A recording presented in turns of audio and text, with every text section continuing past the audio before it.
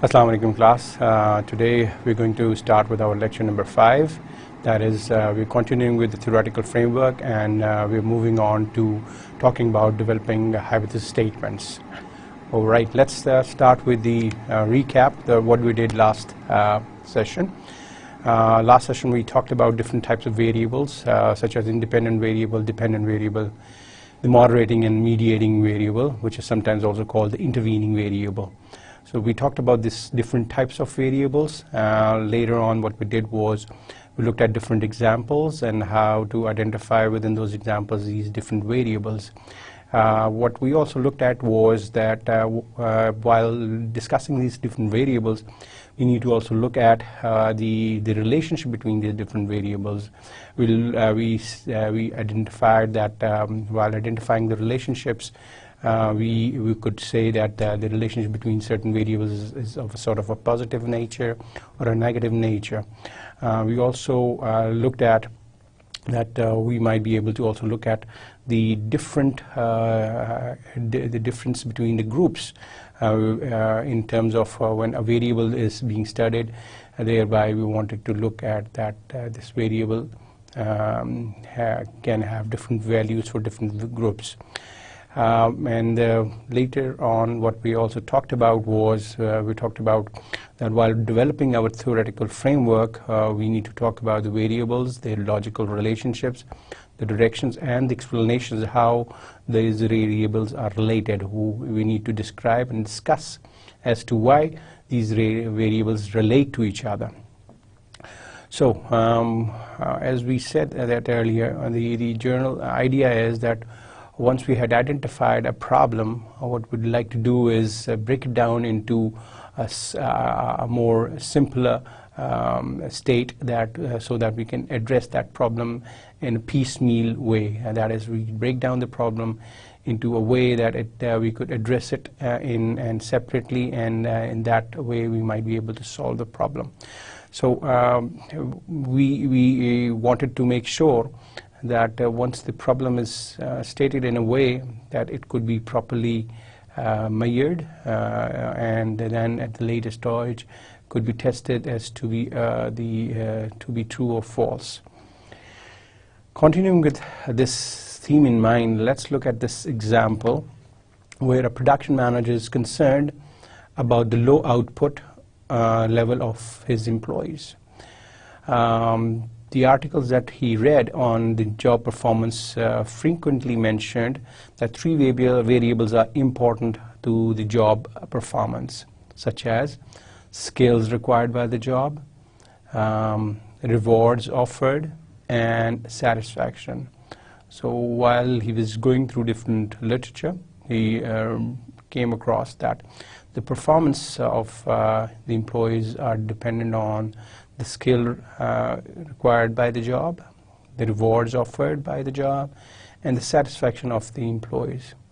And in several articles it's also indicated later on then that only if the rewards were attractive to the recipient did the satisfaction and job performance increase, not otherwise.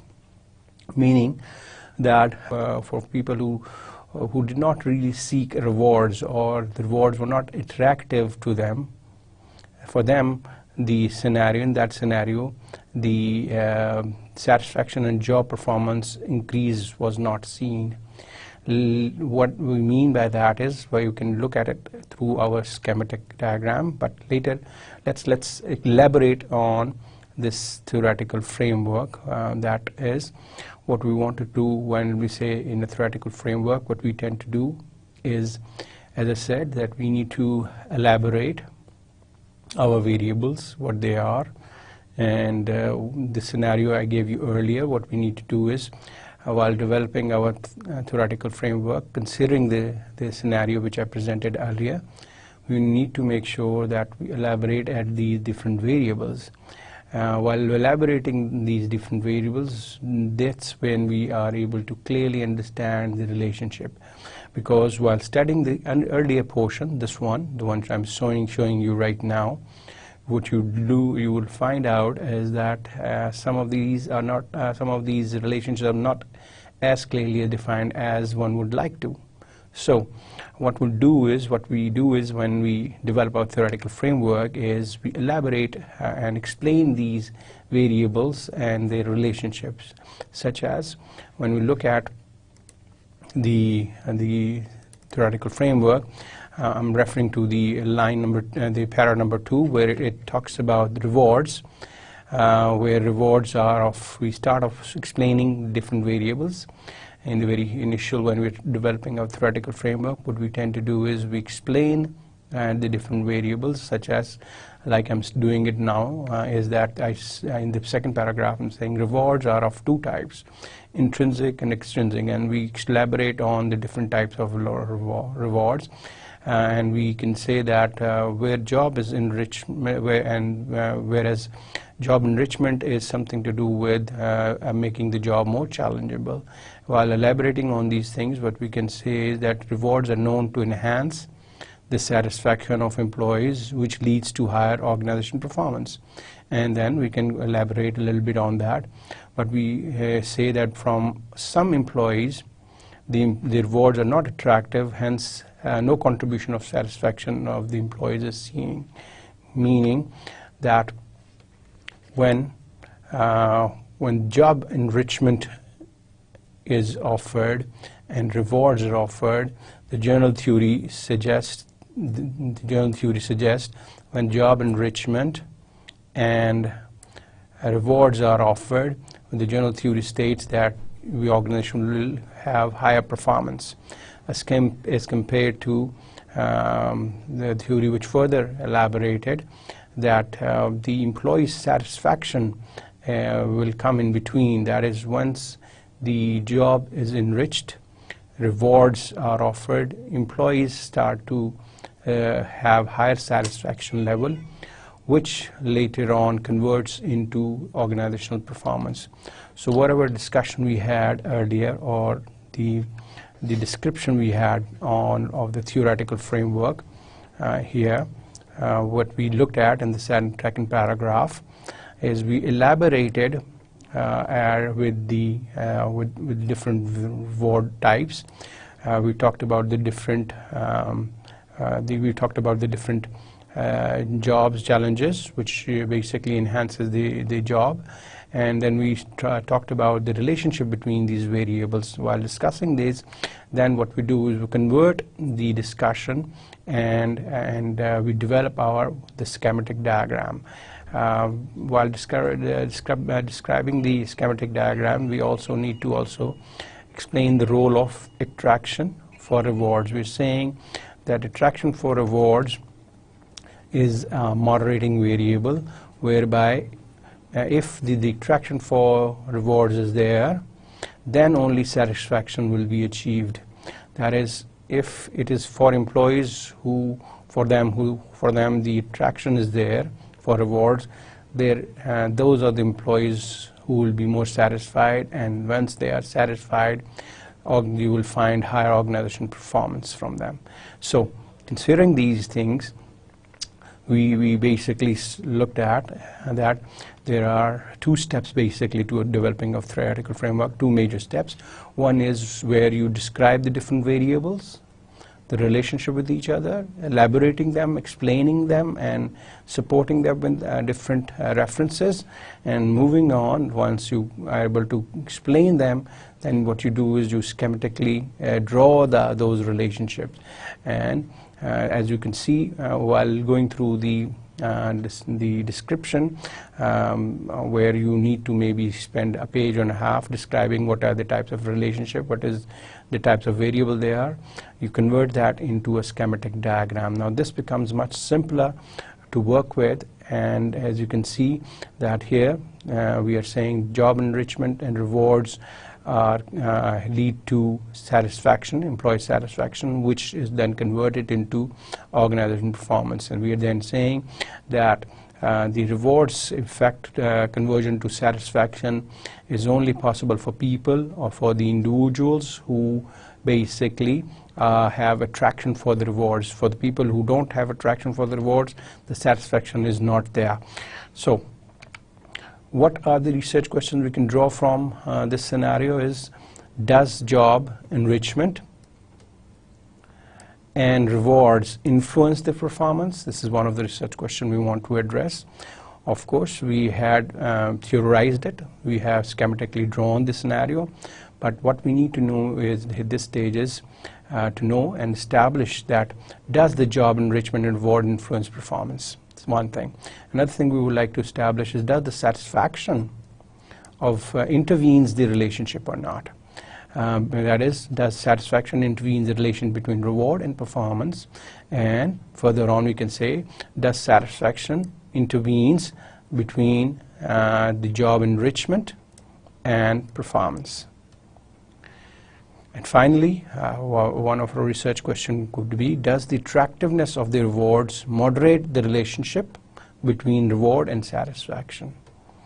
So considering these 1, 2, 3, 4 query state questions, now what we need to do is develop our hypothesis statements. So the statements which can basically answer these questions in a way that they can prove, they can find answers, and the answers could be judged if they are true or incorrect. The hypothesis statements we can develop from these are, could be, let's look at some of the hypothesis statements here. These are some of the hypothesis statements we have developed. That job enrichment leads to higher job satisfaction. We're saying also that if rewards are offered, job satisfaction level will be high as well. Another hypothesis we can say is organization performance is affected by job enrichment through satisfaction. These are the sum of the hypotheses we wanted, and we said that hypothesis earlier basically helps us solve the problem what we have formulated earlier. So it's a logical, hypothesis statements are a logically placed relationship which needs to be tested. And this is which need to be tested, and we basically develop statements which are easily testable. So hypothesis statements basically is a way of stating the relationship in a way which can be later on tested by statistical methods. And so we say that while developing these statements, these hypothesis statements, we use different statistical tests to see if these statements are correct or incorrect. Okay, so let's, while defining hypothesis statements formally, we say hypothesis statements can be defined as a logically speculated relationship between two or more variables expressed in the form of testable statements. So we're saying hypotheses are logically developed relationship. We are saying speculated because speculated at this stage we're assuming that this is the kind of relation there is. We have not yet established in terms of in our own research that this relationship really exists or not. At this stage, when we're developing our hypothesis statements, we logically speculate the relationship between the two or more variables in such a way that we can test them. This is what a hypothesis statements is or statements are.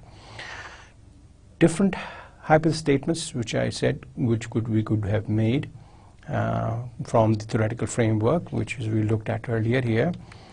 Based on this theoretical framework, we can develop different hypothesis statements. The first hypothesis statement I'm just looking at right now, which is HA1. It says job enrichment leads to higher job satisfaction. Now, if we look at it, job enrichment leads to high job satisfaction. So we're looking at this particular relationship, and we're saying job enrichment will lead to high job satisfaction. So focusing on just this part. So our hypothesis 1 is basically dealing with this. We're saying job enrichment leads to higher satisfaction. Now, once we are able to satisfy this, then we move on to the other statements as well. So looking down, this is our first type of the statements we could make. Another statement is, if rewards are offered, job satisfaction will be high as well. So the other we are looking at is, we are saying rewards, we're trying to develop a relationship between rewards and employee satisfaction. We're saying rewards, the relationship between rewards and employee satisfaction. We want to establish that the higher the rewards, the higher the job satisfaction is. Now, if you note that comparing to what research questions were, which was saying the research questions were in the shape of a question that has job enrichment and reward and influence performance, or does satisfaction intervenes, or does the satisfaction does the attractiveness of reward moderate. All these are in the shape of a question. All in the shape of a question. These are all questions which need to address. But how do we do that? First of all, we tend to develop based on these research questions. We tend to develop our hypothesis statements. But the hypothesis statements, if you look at, these are statements. We are saying something. We're saying job enrichment leads to higher job satisfaction. We're saying if rewards are offered, job satisfaction will be high as well. Now these are statements. We're claiming something, but these are speculated trained. These are speculated. You still have to prove, but these are statements nevertheless, as compared to the previous ones, which are, these are questions. Here we are trying to find out, is the relationship between job satisfaction, there is a relationship between the reward and job satisfaction there. Is there a relationship between job enrichment and job satisfaction? Is there a relationship between rewards and organization performance? These are all questions which are basically driven from the literature and the theoretical framework which we had developed.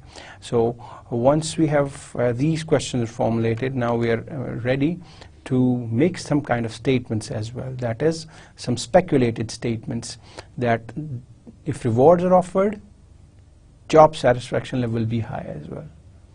Now, these are statements. We're claiming that if this is this, then this will happen. All now, the next step we need to do is we need to collect data on rewards and on job satisfaction and see if they are related or not. Once we are able to establish that, then we could say, yes, this statement is correct or this statement is wrong. So do you see the point now?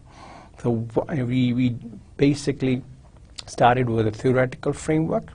We developed a theory. We theorized the variables. We basically defined the variables. We found the we described the relationship, the way we see in the literature, or the way we have observed, or the way we have found out in interviews. We then convert our these before we actually, and what we do is we convert them into the questions, research questions, which are basically need to be answered in order to solve the problem. And in the previous scenario, the problem is organization performance. So we're trying to find out what are the different factors which are influencing the job performance. And we've identified that there are 3 or 4 different variables which are influencing the job performance. And by probing, by questioning the different relationships, the relationship between these variables, we move forward and we move forward, and then what we do is make certain claims. We make certain hypothesis statements saying that this is the sort of relationship exists between these certain variables, such as rewards and job satisfaction, such as in job enrichment and job satisfaction. Okay, so once we make these claims, the next step, of course, logically is we have made these claims based on the literature. Now what we do is, the next thing is we need to make sure that we collect data and try to establish if these relations are true or not. So we're saying, now once we have stated these relationships logically, as I said, we need to establish the link between them in a statistical manner. We need to establish that the relationship between these variables exists through some statistical technique.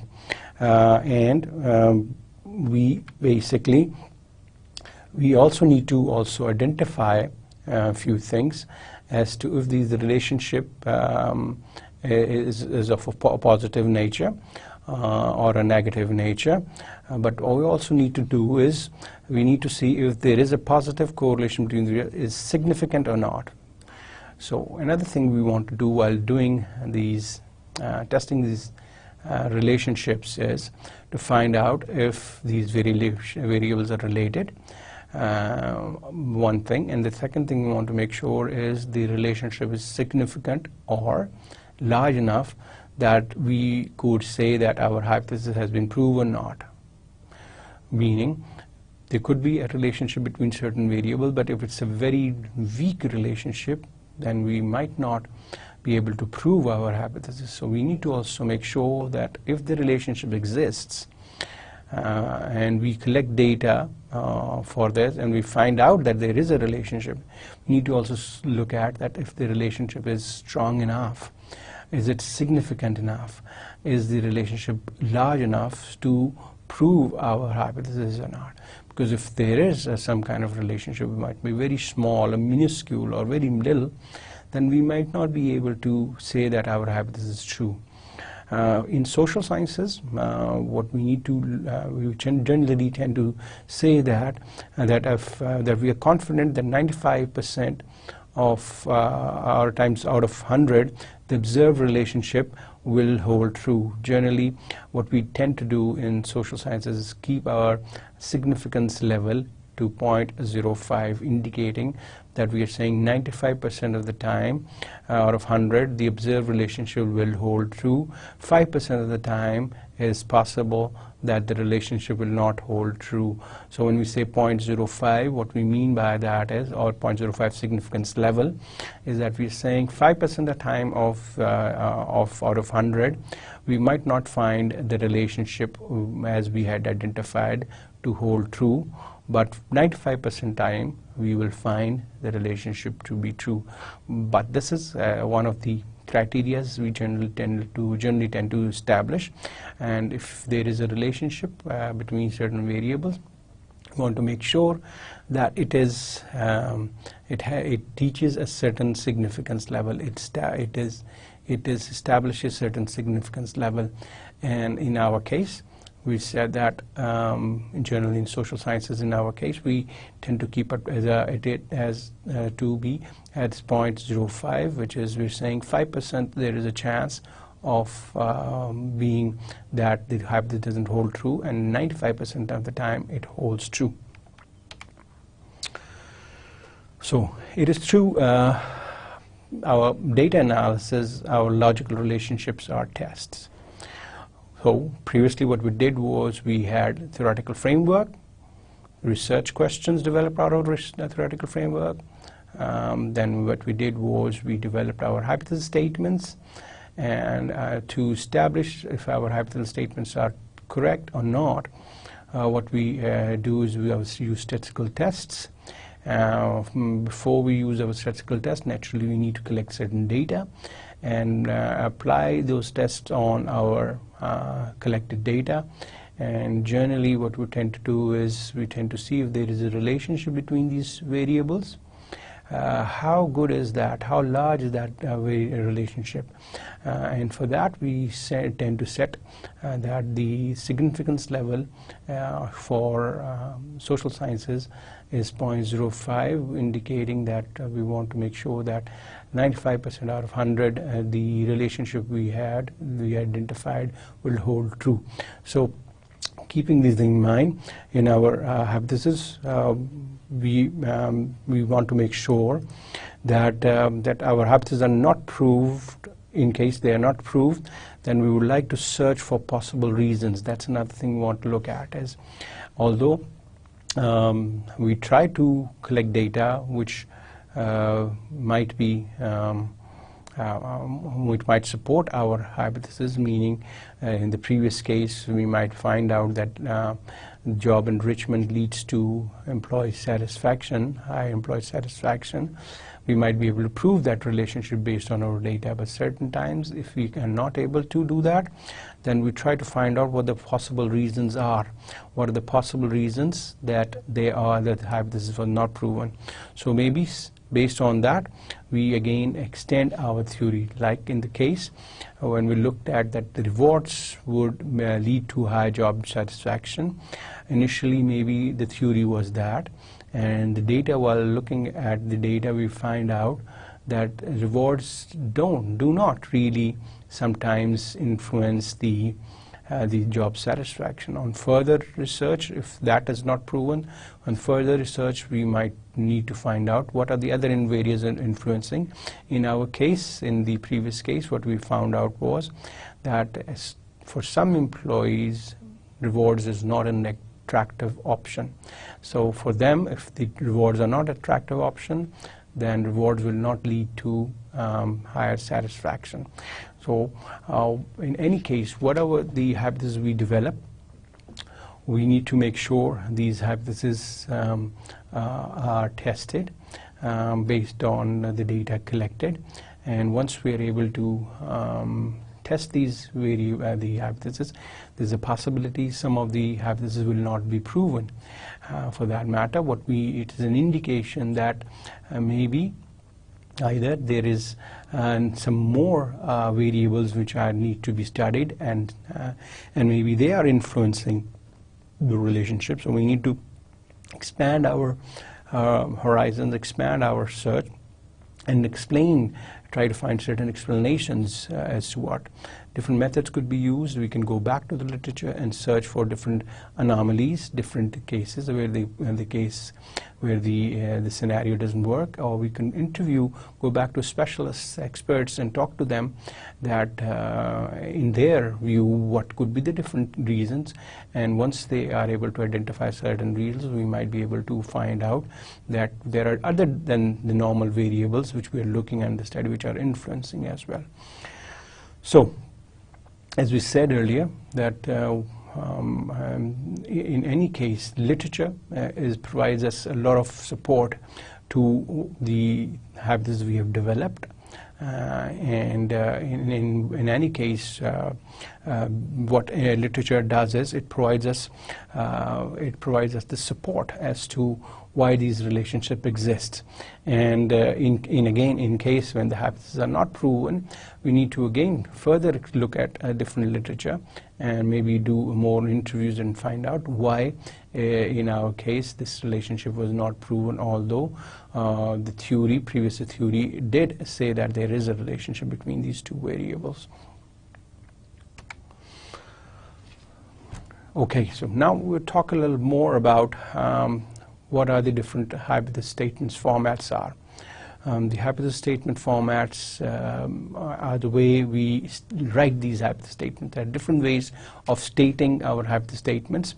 The different hypothesis statements could be one is that we might be able to write a hypothesis statement which basically establishes a difference between groups. And the other type of hypothesis statements is where it tries to find the relationship between the variables. Meaning, we might have some hypothesis statements indicating that there's a difference between certain groups. This could be one type of hypothesis statement. Another hypothesis statement could be we're trying to say there's a relationship between different variables. We did not have too much discussion on the difference between the groups, type of hypothesis statements.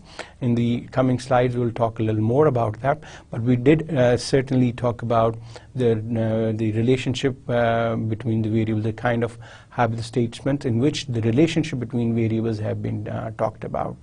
Another way of another form of writing hypothesis statements is that that could be written in the form of a proposition, that is a suggestion. And one other could be we could write hypothesis statements in the form of if-then-else statements.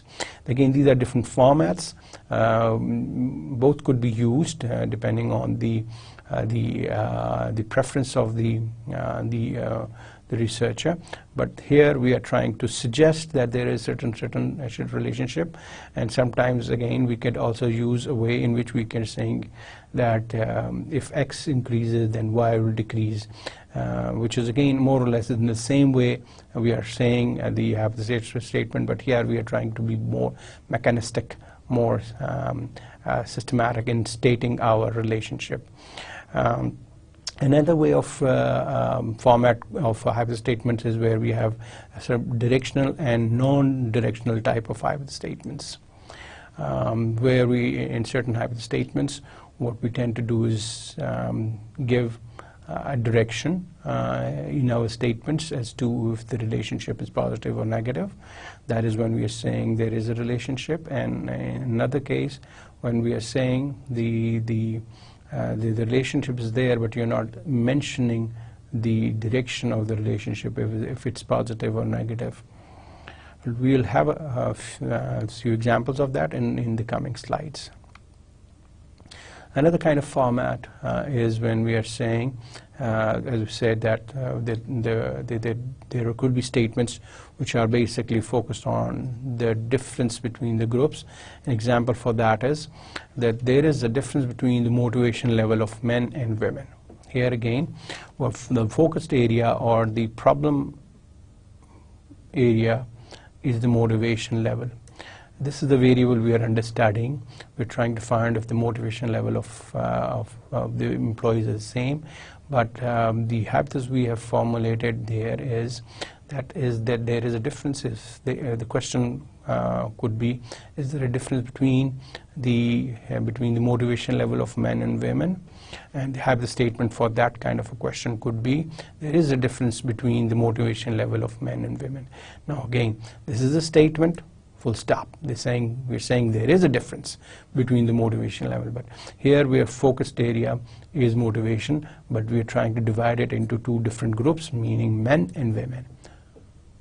So this is an example of a hypothesis statement where the group differences have been established on a specific variable, that is motivation. And if what one could really, if we would say, okay, what are the two variables we are focused here? What could say one is the motivation level and the other could be the gender, whereby we're trying to split motivation across the two genders, that is male and female. Got it? We're saying that there's a difference between the motivation level of men and women, men and women being the gender, and motivation level is the dependent variable, which needs to be studied, which needs to be emphasized. So this is an example of the difference between the groups, and the focused area or the focus variable is the motivation level, or the broad problem area is the motivation level. This is what we are looking at. The example of a relationship between variables, you've looked at some of them. This is another example of that there is a relationship between age and job satisfaction. So two variables, you're looking at age and job satisfaction. We're saying there is a relationship. Here again, we're saying age and job satisfaction are related, meaning if we have an increase in age, job satisfaction will also increase, or if there is a decrease in age, job satisfaction will also decrease. Got the point? We're here saying that there is a relationship between these two variables, although the direction in this statement is not very obvious, but we are saying there is a relationship, but we're not claiming if it's a positive one or it's a negative one. We don't know. We're not sure here. We're not claiming this at this stage. So, but nevertheless, this is an example of a relationship type of a hypothesis statement.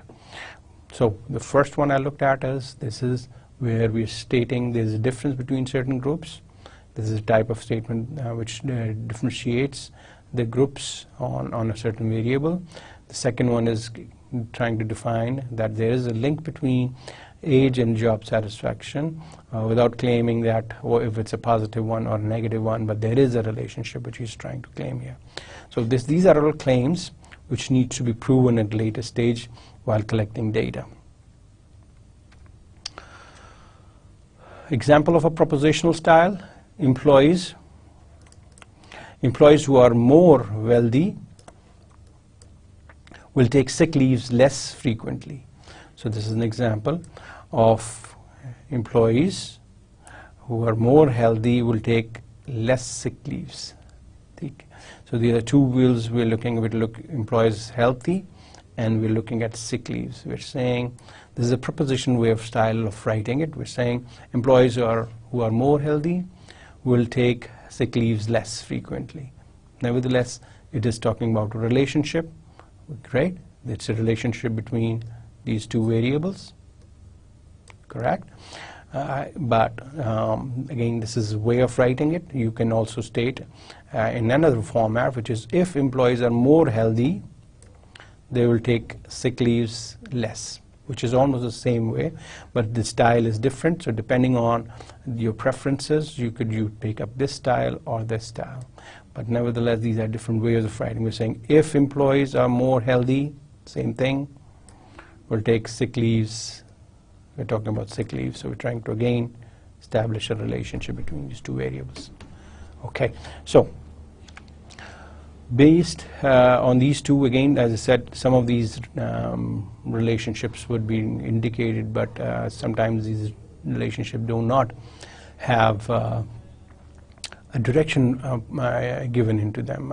The reason could be a number of reasons. It could be that sometimes while going through the literature review, you cannot or one could not establish with confirmation that if the direction is positive or negative. That is, there could be some findings in the literature which is indicating there is a positive relationship, and then there are also findings in the literature which might say that there is a negative relationship between them. And if the decision, if it's not conclusive, you cannot conclude that there is a positive relationship or negative relationship, then what you tend to do is you try to give the relationship, define the relationship in a way, and you say that the relationship is of sort of a non-directional. You say there is a relationship, but you're not claiming that there is a positive relationship or a negative relationship. So in that case, you don't use a directional kind of. But in case there is conclusive support that in the literature that there is a positive relationship, what you tend to do is then you generate your hypothesis in a way which is called the directional way or way of stating the hypothesis. So an example could be, the greater the stress experienced on the job, the lower the job satisfaction will be. We're saying the greater the stress experience, greater the stress, the lower the job satisfaction. I want you to focus on two of these variables here as well. These are the adjectives which are we adding. We are saying lower and greater. The two variables are again here stress and job satisfaction. We're trying to say there is a relationship between stress and job satisfaction, but at the same time we're qualifying it with the word greater and lower, indicating a negative relationship between these two variables. So we're saying, we're giving a direction, we're saying there is a relationship between these two variables such as stress and job satisfaction, but at the same time we're saying that the greater the stress, the lower the job satisfaction, indicating that the relationship is of a negative type. And this is again an example of a directional type of hypothesis statement. Let's have another look at the example with the group difference. We're saying the motivation level of women is more than the motivation level of men. Okay, if you remember, previously we were talking about motivation. We were saying the focus variable is motivation, and we want to split it and to find out between men and women and women. We wanted to find out if the difference between these two groups is the same or more. Here, if the literature which we had studied supports that the women generally tend to have more motivation level than the men, then here this statement is basically a directional statement, which is an example of group difference directional statement. The previous one was a relationship, but again a directional relationship statement. So both these examples are the examples of directional, but here we are looking at the group difference, indicating that women are more motivated than men. Okay, so we are not just saying that there is a difference between the motivation level of men and women, but we are saying that the women are more motivated. So we are making a claim, and we want to test that claim. If we don't have this, we don't have support for that kind of claim, then we tend to go with a non-directional way of stating our hypothesis. And what we have is, with that, we have a chance of getting that hypothesis corrected if we provide that there is no direction to that. But when we say if there is a directional, then the chances of being correct or making sure that the hypothesis is proved true, the chances are lower. We'll talk about that a little later, what I mean by that. But let's look at, and then more specifically, the non-directional way, where we're saying there is a relationship between stress and job. We're just saying there is a relationship between stress and job satisfaction. That's it. But we're not saying it's positive or it's negative. We're not sure. There's a difference between motivation level of men and women. Again, we're not saying it's greater than or it's less than. So we're not saying it's greater or less. We're not sure. When we are not sure, we use a non-directional way of writing it. When we are sure, then we use a directional way. And again, if it is all based on the support. Whenever we have support, conclusive support in the literature, then we tend to go with directional. In case there is no conclusive support for that, then we take a non-directional way of doing it. But directional hypothesis statements are more preferred as to non-directional. As I said earlier, that is the literature which supports the formation of hypothesis statement in the previous literature. And as the literature advances and the more there is support literature available, we are able to make statements with more formation or the more accuracy. So we need to make sure that basically if the research is at an advanced state, we might be able to make statements which are with more confirmation, with more firmness. Okay, so in the directional, as I said, in the directional relationship statement, we need to avoid non-directional in case when there is support for directional. Okay, another format of stating your hypothesis is through mentioning the null and alternate hypothesis statements. Null hypothesis is a proportion, it's a proposition that states a definite exact relationship between two variables, and it states that the population correlation between two variables is equals to 0 or some definite number, or the difference between the two groups is 0, which is basically we're saying that null hypothesis again is a proposition which basically is a definite exact relationship.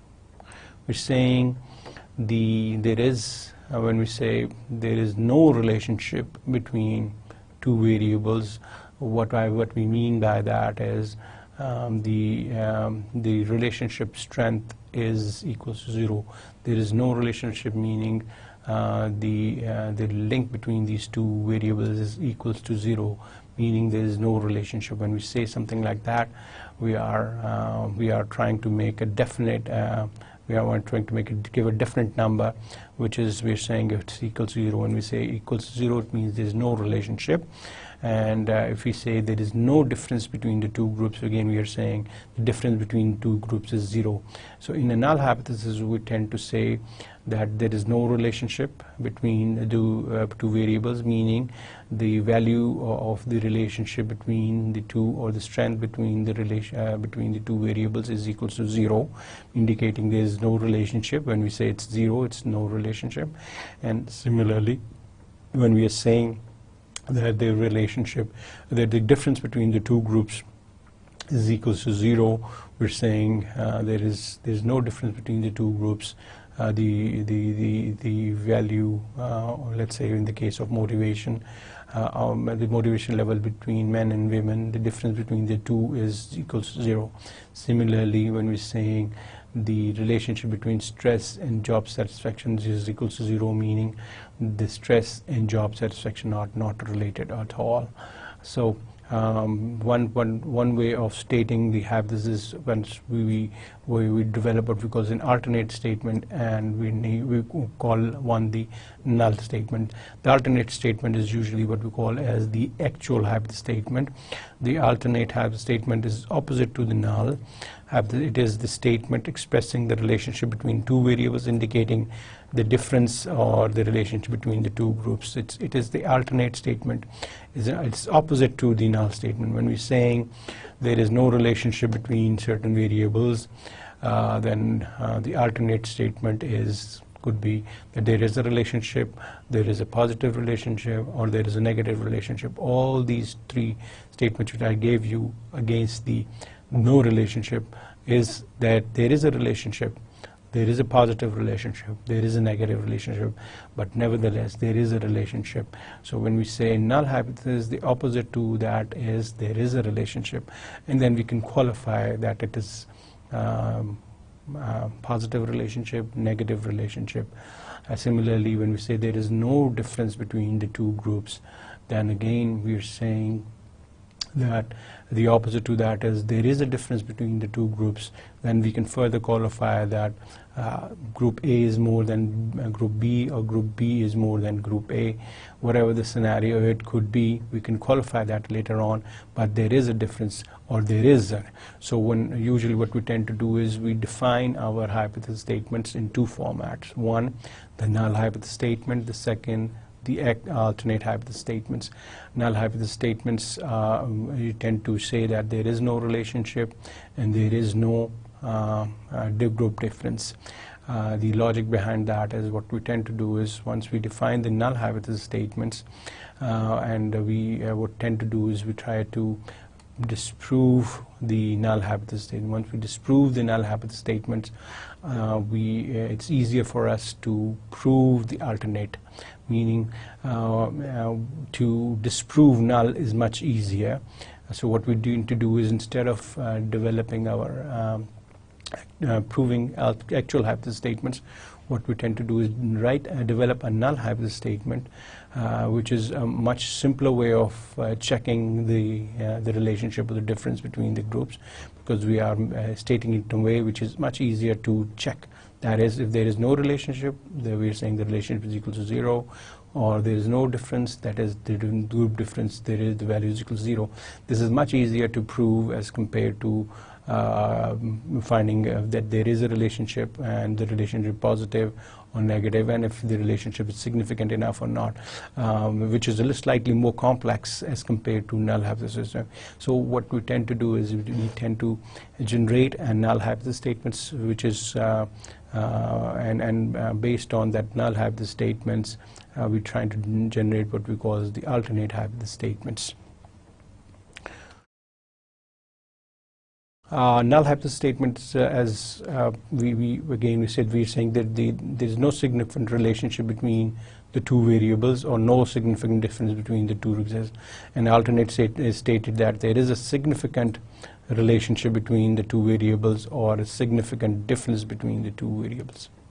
So coming back again, this point, we're saying the null hypothesis is a statement where we are saying that there is no significant relationship between the two variables, or no significant difference between the two groups.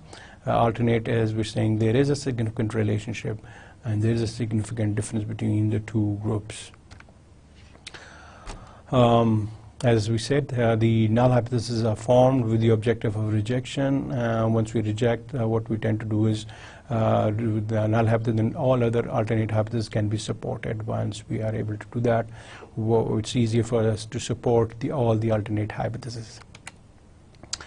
Again, whatever the hypotheses we have generated, they basically are driven from the theory or the literature. So it is the theory which gives us the faith that the alternate hypothesis is true, because in theory we've defined that there is a relationship. What is the relationship? Logically we talk about it, and then with the help of literature we support that logic and say that there is a relationship, and then what we tend to do is we tend to develop two types of hypotheses there, whereby we develop a null hypothesis and then the alternate hypothesis. Once we are able to reject the null hypothesis, we can say that the alternate is true, and not just true, but also because it's true that null is rejected, but because we have support from the literature as well. So by negating the null hypothesis, we are saying the alternate is true, one, and again what we have is that there is support for that in the literature as well. So this is how we go about improving our alternate hypothesis or our hypothesis journal. Okay, let's have a small exercise and talk about how we generate our hypothesis.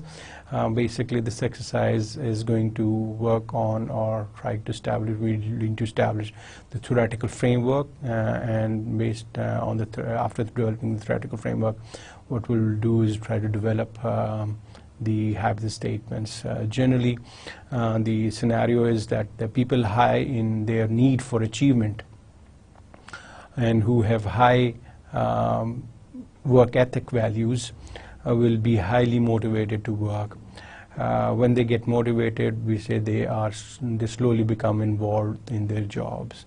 So what we are saying here is that the need for achievement and work ethic values are the two independent variables that would account for the variance in the dependent variable of interest, which is the job involvement. So we're saying this relationship could be better understood through the intervening variable motivation. That is, those who have high need for achievement and accomplish things in their jobs would be motivated to engage in their work behavior, which is due course of time will get them to so absorbed in their doing their job that their egos will be tied to jobs. Likewise, those who have high work ethics values would feel that unless they work, they are no good, and hence would keep engaging in work behavior. This again is bound to increase the level of motivation. These frequent interactions with work will get them ego involved in the work. Thus, need for achievement and work ethics values will motivate people to work, which in turn would get them ego involved in work. Now, this paragraph basically, again, where it has what it done is basically elaborate the different variables and their relationship, logically defining them in a way and giving you some kind of reasons and explanation why this relationship exists the way they are saying it exists. So based on that, the theoretical framework which could be drawn is that need for achievement and work ethics leads to higher motivation, and higher motivation leads to job involvement. A typical theoretical framework based on the scenario which was given. So as we said, there are two components to a theoretical framework. One, the theory development, the description, explanation of the relationship and the logic and the reasoning behind why these relationship exists. And the second part to the theoretical framework is your schematic diagram, which is what we can see there. So it's the mental map which we had described here in the theoretical, in the explanation of the theoretical framework, and this is the mental map of that. What could be the hypothesis which could develop from these? Let's have a look at them. One hypothesis, which is the HA1, states, which is the actual hypothesis, saying the higher the need of achievement, the greater will be the level of motivation. Second thing we're saying, the greater the Protestants' work ethic values people hold, the greater will be their job level of motivation. The third hypothesis is the greater the motivation in individual, the greater the level of job involvement. So we're saying the higher the need of achievement, the greater the level of motivation. Again, we can see, what we can see is this is a directional type of an hypothesis statements. Why? Because we're saying higher and greater. The two variables are need for achievement and motivation. So we're saying there is a relationship between these two, and we're saying it's a positive one. Correct? Another one, the greater the work ethics, Protestant work ethic values, people hold, the greater motivation. Again, two values, work ethics, two variables, and again you can see this relationship is drawn, and then it is saying it's a positive, it's a directional type of hypothesis statement, and we're saying there's a positive relationship between these two. A third hypothesis statement drawn based on the theoretical framework, the greater the motivation level of individual, the greater the job involvement. Again, we're keeping motivation as one variable, job involvement as the second variable. We're saying there is a relationship, and this is also a positive type of a relationship. A fourth and fifth can be developed. It's slightly a different type of hypothesis statement we have not yet seen, but as we said, that apart from the independent dependent variable, we have also the moderating and the mediating variables. Sometimes the researchers would also like to study the mediating or the moderating role of these variables. In the previous scenario, the one we were looking at here, the theoretical framework, if you can look at, this is what we call as your independent variables.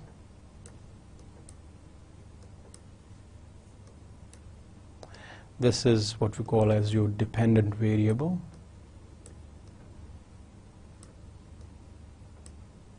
Correct? In between this, do you remember what is this? We were saying when something comes in between the relationship, something which is transformed, which is time bound, say we say this is what we call as an intervening variable or a mediating variable, mediating or an intervening variable, or sometimes you can say it's a mediating variable. What happens is the need of achievement is transformed into motivation, and motivation then influences the job involvement. So we're saying when there is a higher need of achievement, it's transformed into motivation, and motivation then affects the job involvement. In this case, we're saying motivation is basically what we term as a mediating variable, and we can, for testing if this variable mediates between the relationship between need for achievement and motivation, work ethics and motivation and involvement. For them, again, we need to develop a hypothesis statement for this relationship. We could say the need of achievement is basically mediated through by motivation, and it influences job environment. Similarly, job ethics is basically, we're saying the job ethics is transformed into motivation, which then affects the job environment. So for this kind of a relationship, one needs to see in that we want to see if there is a mediation effect, or there is an intervening effect. For that, we can develop hypothesis statements such as this: motivation mediates the relationship between need for achievement and job environment. So we are saying motivation, basically, this is a variable one. We're saying the other variable is need for achievement, and the third variable we have is job environment. We're saying motivation mediates the relationship. So this is one way of stating that motivation mediates the relationship. Similarly, motivation can also mediate the relationship between work ethics and job environment. Okay, so we, based on this theoretical framework, we developed our schematic diagram, or the mental map of the relationships. We developed our hypothesis statements, which we would like to prove or disprove, whatever the case is. And once we state this, we basically would like to know that if these hypotheses are holding true or not. Okay, so let's recap what we did so far. We said that, keeping in view the literature, we develop our research questions to address the research problems. In order to statistically respond to the research questions, we develop the hypothesis statements. So literature review gives us a foundation. We read from different literature, the different kind of relationship. It creates in our mind certain questions as to if these certain relationship exists, and if they exist or they don't exist. Then what we do is, based on our intuition, or based on our previous researches, what we do is we tentatively develop our hypothesis statements, which basically need to be proven later on. So these statements are written in such a way that they can be easily proven, and which can be easily testable. Okay. The relationship between, again, a hypothesis statement and testing, in between, naturally, before we test them, we need to collect some data from that. And data needs to be collected so that we are able to prove our hypothesis statements or test those hypotheses. The hypothesis statements are written, in which said they're written in the directional or non-directional format. They could be written while they are trying to establish the difference between the two groups, or the relationship between variables. So these are the different ways of formatting or forming our hypothesis statements. And we also said that we also try to write the hypothesis statements in the form of a null and alternate hypothesis statements. Null statements basically state that there is no relationship and there is no group difference between the two groups. Basically the objective is that once we are able to disprove the null hypothesis, we could prove our alternate hypothesis statements. And usually the alternate hypothesis statements are the actual hypothesis statements which we had already established. So in any case, whatever the hypothesis statements we are trying to make, we want to make sure that at the end we could collect data against them and then test and find out if these hypothesis statements hold true or not. Okay, so with that we conclude today's session, and we will for the next session what we'll talk about is what are the different notations we use in formatting hypothesis statements, and what are the different other types of hypothesis statements we can make in such as in the case of the qualitative kind of hypothesis statements, and what are the scenarios when the hypothesis statements are not proven true. So with this, we'll thank you, and we'll continue with it tomorrow. Thank you very much. Assalamu alaikum.